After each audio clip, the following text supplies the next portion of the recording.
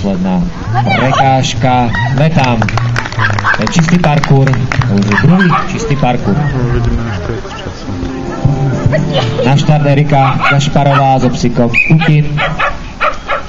Carson Russell Terrier klubu Anička Košice.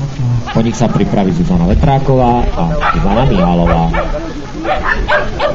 Že by to vyšlo a mali všetci čisté parkoury. Budeme držať palce. Tak už nie. Už nie. Letia dva čisté parkoury a jedna diskvalifikácia. Ale ešte tu máme dva týmy.